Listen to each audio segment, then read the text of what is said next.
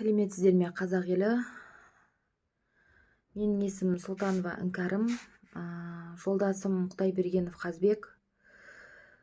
Қызылорда қаласынанбыз біз. Жолдасым сол қанды қаңтар оқиғасы бойынша қазір уақытша ұстау изоляторында отыр. Қызылорда қаласындағы номер 68-ші изоляторда. Мен халқымнан көмек сұрағым келіп отыр.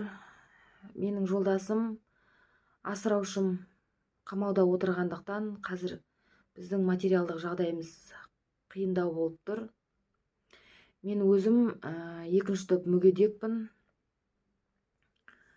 Қазір үшінші топқа түсіріп тастады. Онкологическиймен емделгенмін. Қазір химия алмауыма байланысты үшінші топқа түсіріп тастады инвалидності. Осы уақытқа дейін жолдасым екі үйді асырап тамақ тауып беріп отырған. Қазір енді қамауда отырғанына байланысты жағдайымыз қиындап қалып тұр.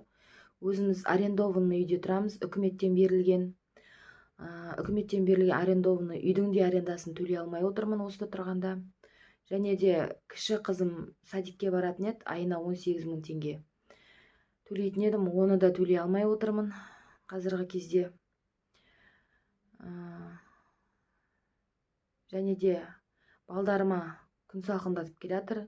Қыстық киімдерге көмек берулеріңізді сұраймын. Халқымнан көмек сұраймын. Мінекей, жолдасым қазір изоляторда отыр. Мынау мүгедектігіме байланысты қағазым, көк қағазым. Және де арендованный үй бойынша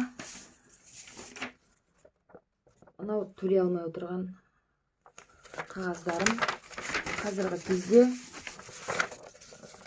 118.000 теңге үкіметтің үйінде отырғаны үшін қарызданып отырмын. Маған көмек берулеріңізді сұраймын.